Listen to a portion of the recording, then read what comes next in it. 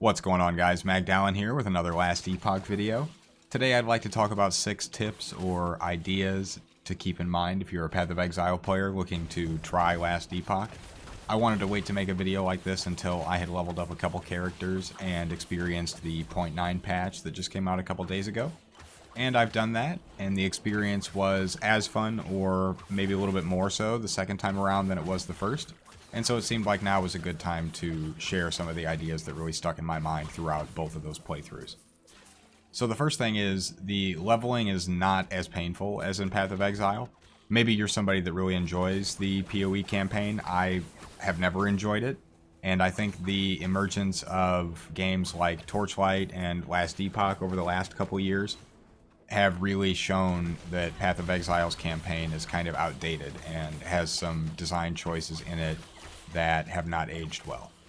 And I found that the Last Epoch campaign felt more streamlined, even though the maps can be a little bit weird. There's some backtracking you have to do, and they could be designed maybe with a little bit less maze-like qualities to them. But generally speaking, once I knew what I was doing in terms of the quests, it really did seem like a straightforward process. There weren't very many gigantic spikes in difficulty.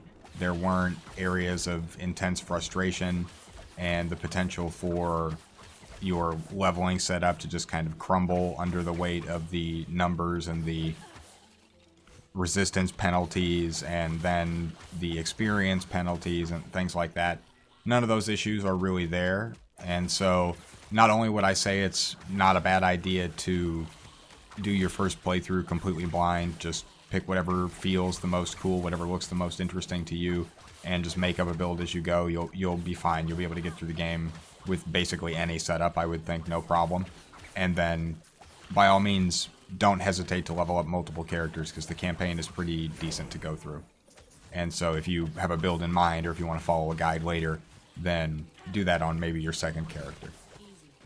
Another quick idea or tip is that in my first playthrough, either this did not exist yet or I was oblivious to it, but on the map page, on the left side towards the top, there is a list of the quests that you have active, and if you have the correct waypoint opened up, if you click on the quest text over there, it will move the map and hover it over the correct zone.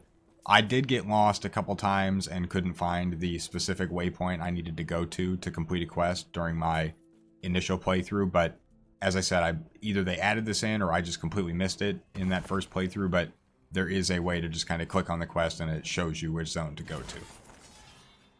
And then another tip is don't hoard your crafting mats as you're leveling up.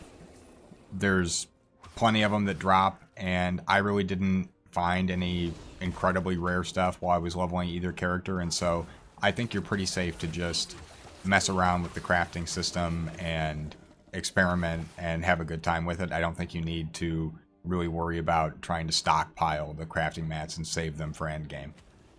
And then, sort of in connection with that, the next tip is pay attention to the vendors. They sell the fracturing shards that you need to break down gear and steal out the little crafting mats out of them.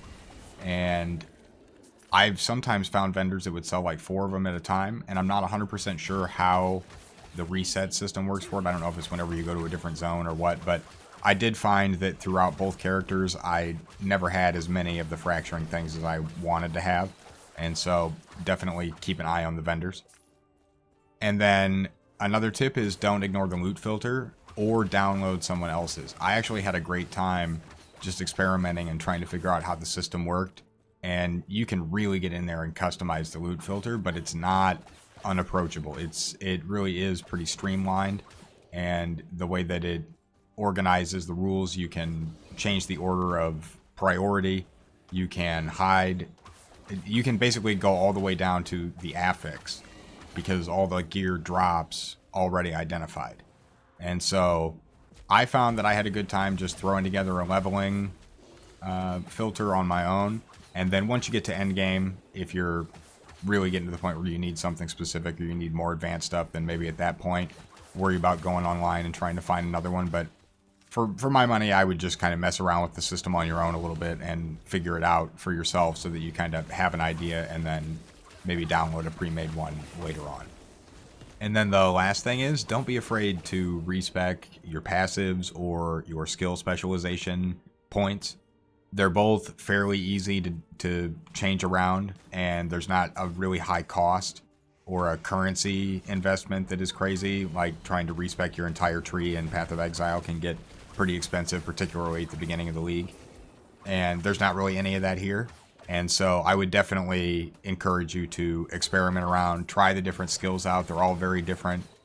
Each skill has its own unique tree that you can explore a little bit and mess around with. And as I said, the game seems pretty forgiving, at least in the campaign, with allowing you to kind of make up your own build and be able to get through stuff. And of course, you can, I guess this is an additional thing, you can actually start engaging with the end game content pretty early in the game. And so you can always just skip the last boss if it proves to be too much of a challenge, or you tried to make a very niche build and it turns out you need more resist or something that isn't feasible to get right at that moment. You could always just go into the monolith system and farm up some gear there and then come back and take that boss out later. And that is about all I've got for you guys today. I plan on making some kind of a build guide, build overview thing for the character I'm playing now. The one that you've seen in the footage for this video. I had a great time leveling the marksman, and so I do want to make a little bit more content about that. And of course, I will cover any additional news that comes out about Last Epoch. But if you are playing Path of Exile now and you're thinking about going over and trying Last Epoch, I would say definitely do it. It's well worth the 30, 35 bucks. I can't remember exactly how much it was. And yeah, I will see you guys in the next video. I appreciate you.